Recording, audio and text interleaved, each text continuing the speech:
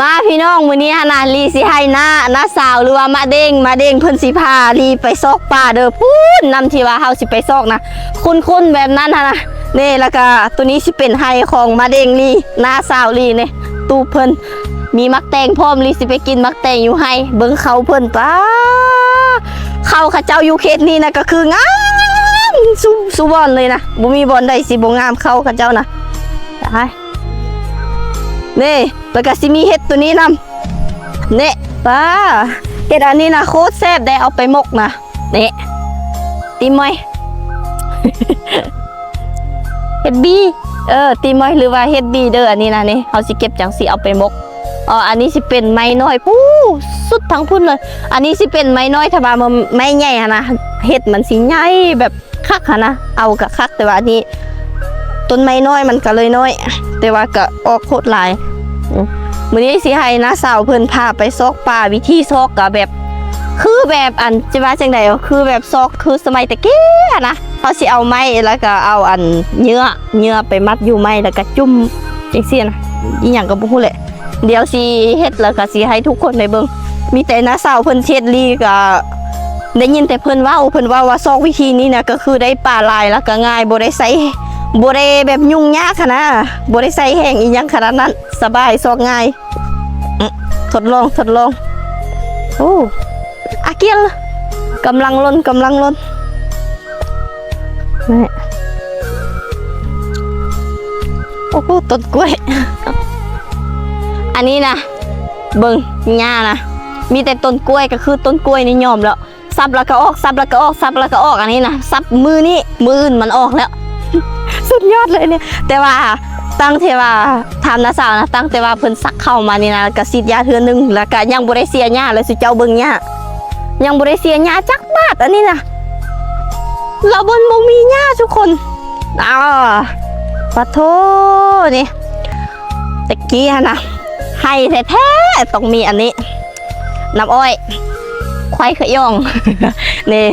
สิมีอันนี้ตัวนี้มันสิเป็นกินตอนที่ว่าเขาเริ่มสุกนะแต่ว่าอยู่ไฮรีมันบ่มีแล้วเพราะว่าบ่มีแกนมาแล้วแบบเขาบ่ได้เอาไว้นะหลายปีไปมันก็เลยเสียแต่ว่าของน้าสาวเพิ่นยังมีเก็บเครื่องเก็บของจ้าสิลงไปน้ำมักแตงยังบ่มีเนาะบ้าตูบโอ้เฮ็ดตูบได้สบายแฮงเป็นตานอนคักตูบนี่นะมีแต่สินั่งพักผ่อนหน่อยนึงแล้วก็สิพากันเกี่ยมลงไปน้ำห้วยไปซอกปลาเดี๋ยวสิไปซอกปลากินอยู่เขตน้ำมื้อนี้ปิ้งกินเนซุมเจ้าตอนนี้ลีกับน้าสาวกับมาฮอดน้ำเป็นที่เรียบร้อยแล้วเด้อตอนนี้น้าสาวกำลังสิเฮ็ดบอนสิว่าต่อปลานะอีหยังก็บ่ฮู้แหละนี่อันเฮาสิซ่านเป็นแบบนี้แล้วก็ซ่านขึ้นมาแบบนี้แล้วก็สิเอาเนื้อนะใส่เฮ็ดให้มันน้อยๆแล้วก็สิเอาเนื้อใส่แล้วก็เวลาเฮาจุ่มน้ำนะจุ่มน้ำแล้วก็ใส่แบบนี้เอาต่อปลาขันปลาดิ้นอยู่ในมือแล้วก็จุ๊บเสิร์ฟบนนี้บนวิ่งนี่จุ่มเสิร์ฟนี่ให้เพิ่นเฮ็ดให้แล้วก่อนยังทาเพิ่นอยู่อันนี้วิธีสูตรของเพิ่นเดอรี่ก็บ่เคยเฮ็ดจักเทื่อแต่ว่ามื้อนี้ตั้งอกตั้งใจมาหาน้าสาวให้น้าสาวพาไปเพิ่นน่ะเป็นเซียนอยู่แล้วเรื่องอาหาปลาแต่ว่าเฮ็ดในนี้สิบ่ค่อยได้ปลาใหญ่สิแบบปลาน้อยปลาพันธุ์นะแต่ว่าปลานั้นก็แซ่บ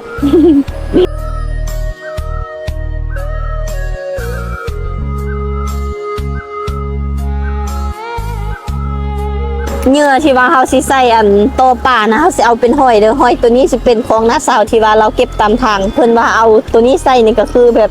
ป่ากินดีนะสิเอาตัวนี้ทับแล้วก็ซอยเป็นซีนพอประมาณบ่น้อยเกินไปแล้วก็บ่ใหญ่เกินไปเพิ่นสิใส่บนนี้นี่สิเอาใส่บนนี้มัดเอาไว้เด้แล้วได้เครื่องมือที่ว่าเขาสิเอาไปโตป่านะนี่โอ้แบบนี้เลยปลากระมักคนกระมักหอยอันนี้นะ โอ้คนเฒ่าคนแก่ในสุดยอดเลยเห็นหอยอันนี้น้ำลายสะเลยมันจะมีแบบคมน้อยหนึ่งเขาเจ้ามักนะยืดแรงเลย เขาก็สิเอาใส่บนนี้เลยใส่แล้วก็มัดแน่นๆเพื่อสิบ่ให้มันรูดนะปลากินก็สิบ่รูดอันนี้นะต้องใส่ความว่องไวเฮ็ดทานี้นะแบบนี้นะเพราะ ราะว่าเขาจุบปลามันกินแล้วมันบ่มีคอเกาะอีหยังเลย จุบแล้วก็ใส่จุบแล้วก็ใส่มือบ่ไหวก็คือบ่ได้ปลาอาหารซีดีถ้าดีแท้นะเขาต้องเอาอันแม่หรือว่ารถด่วนนะภาษาไทยเขาเจ้าเอิ้นตัวนั้นแหละเอามาใส่นี่คือแบบดี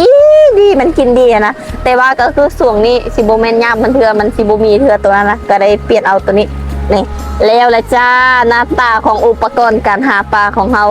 เป็นลักษณะนี้เลยนี่ไปเดี๋ยวสิไปหากันนี่สิเริ่มเฮ็ดแบบนี้เลยจุ่มแบบนี้ไป